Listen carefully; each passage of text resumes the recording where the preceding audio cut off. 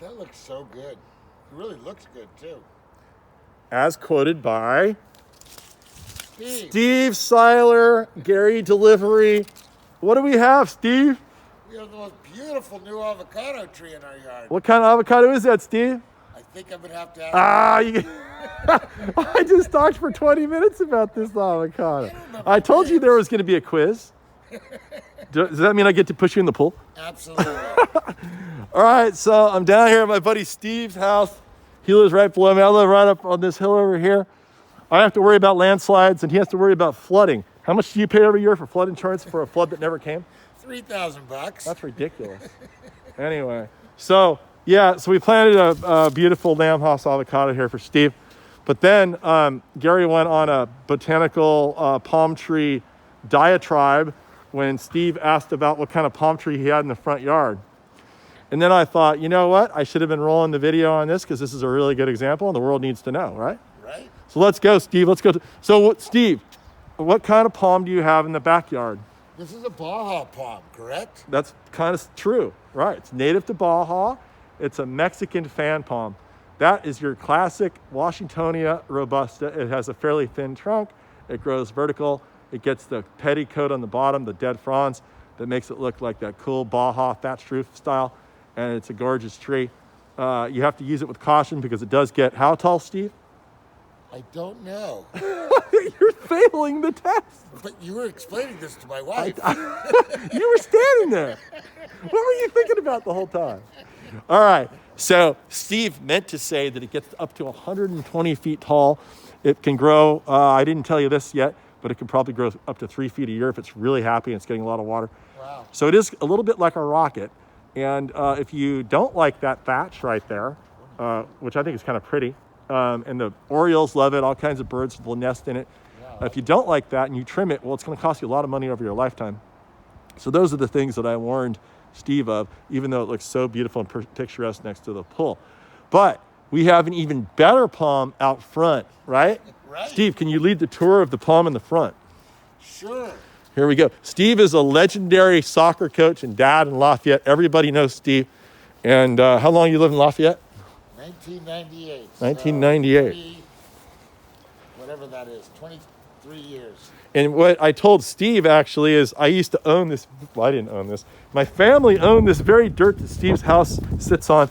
This is Jonas Hill area and bounded by some hills. This used to be the family dairy that my great grandpa sold, I believe in about 1944 or so. And then now it's a whole bunch of cool houses. But we get to overlook it. Now look at this. Look at that thing. Oh boy. Oh boy. Get in there, Steve. Get in there. Get in there. But you're going to have to tell us mainly about it. Right. I just know it's California and Baja. Okay, so I basically explained the whole deal here. And I don't think I have a video about this quite yet. So there's basically two, I think I saw an article that somebody's arguing for more species than two, but as it currently rests, there are two species of Washingtonia, okay? There is the one that we saw in the back, Washingtonia robusta, which is the Mexican fan palm, also known as a sky duster, and it inhabits canyons in Baja, floodplains in Baja, anywhere there's water. And strangely, the plant never migrated north of, I'm not even sure where down there, until humans got involved. And what's interesting is the seeds are actually edible. The endocarp, the outer part, can be eaten like a fresh fruit, and the inner part of the hard seed can be ground into a flour. So when times are hard here, you can just make bread from your palm tree. Goodness. You won't have to go to Trader Joe's anymore. Exactly. When we're caught in our homes and can't leave. That's right. And so anyway, so the Native American did that, and they were, the people out in the deserts of California for the California fan palm, same thing, they did it out there. And you would think they also used this material for roofing, for thatch. Sense. I mean, look at that. It's a beautiful shingle. Yeah. It's pretty flammable, but when it's dry, but it works great to keep the rain out. So I would think, Steve, that these Native American people would have thought, you know what? I am going to trade some of this seed, which is so valuable, to these coastal Native Americans in San Diego, Ventura, Santa Barbara, the Chumash, because they need this tree because they can use it, right? Somehow that never occurred. It's bizarre. But then how did they get so many palm trees there? What ended up happening is humans came along and decided they wanted to plant them. Okay. And so the missionary system came up, and the people moved, the Europeans moved the plants up the coast. Okay. Because now what's happening is it's a hugely invasive species of plant. And if you go into the little arroyos and canyons in San Diego, I did a study on this back in college in this little ravine behind my house where there's all these young Mexican fan palms coming up. Now they're like 50 feet tall, 60 feet tall, Wow. 30 years later. Anyway, it's becoming an invasive plant everywhere. The question is why it never made it, like parent plants made it. Because once it's there, the birds move it around, because that's exactly what happened here. Nobody would have planted this so close to the driveway. Steve claims he didn't do it. No way. Steve's wife claims she didn't do it. So we're the only ones So that who were did there. it? Yeah, yeah. It's like that song. It wasn't me. It wasn't me. Yeah, Like right, the commercial. right. So anyway, the big question is why this plant never came to inhabit these coastal areas, especially when there were humans utilizing these plants, and the seeds were so mobile. They're little seeds, and once a tree is in the neighborhood, all it takes is the birds to spread it around from there. And you had like 10,000 years of inhabitants to do that, and that never happened. But anyways, that's a big mystery to me. But with this particular tree, the California fan palm from the deserts of California, it's a leftover remnant from when California was tropical and it was a big giant tropical inland sea. You know Megatooth?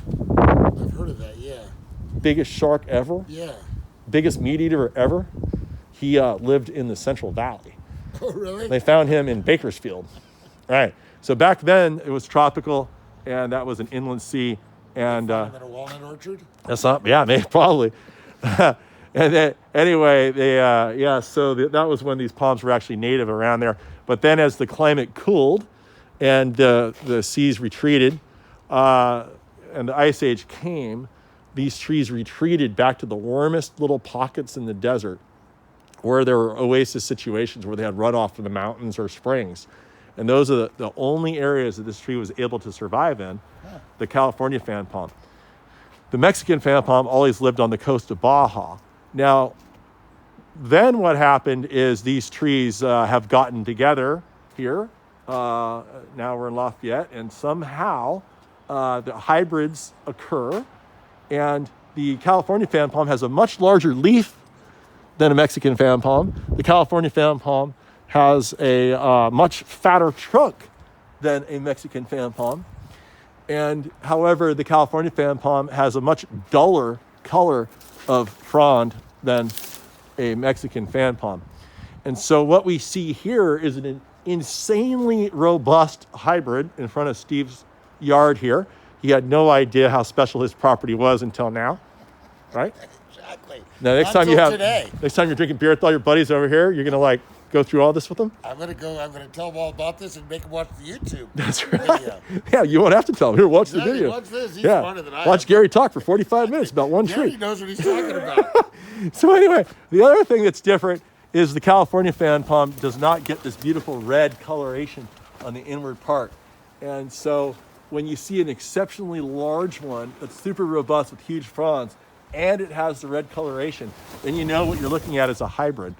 And so, so I told Steve this is an immensely special tree. It's not planted in the best location because I think the birds, they're just not the best landscape architects.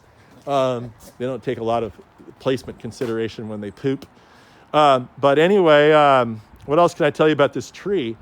The California fan palm is a little hardier than the Mexican fan palm. So when you hybridize, you get the beauty of all of those things. So with the hybrid here, we have the huge frond of the California fan palm presenting itself.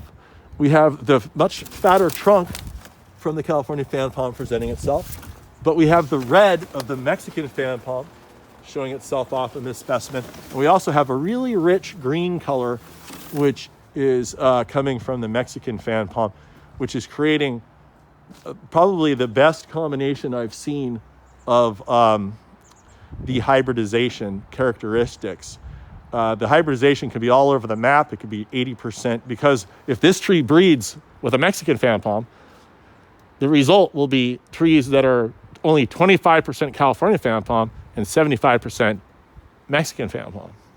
And so you'll have a different look. So this tree has, and then conversely, if you have this tree breed with a California fan palm, it'll look more like California fan palm. So now if this tree breeds with a hybrid, you never know. So you have all these infinite variabilities with these plants. And now, not only does Steve know all these things, I do. the world knows all these things. You have that problem? Yes. The more you talk, the more it slips. Exactly. The next thing you know, you've infected everybody. Yeah, well, I think we're all getting better soon. I think we're getting better soon. Anyway, so that's pretty much the story with the hybridization between Washingtonia robusta and Washingtonia foliifera. And I'm going to leave the last words to Steve here. Steve, tell me some really profound things about you and your garden or whatever. Anything you want to talk about? Anything. The universe, celestial stuff, The whatever. world is good. Philosophy? We're all good. Life is going to be good, and we're going to be out of all this soon. Yeah! All right, and we will leave you with some serious plant pornography. Woo!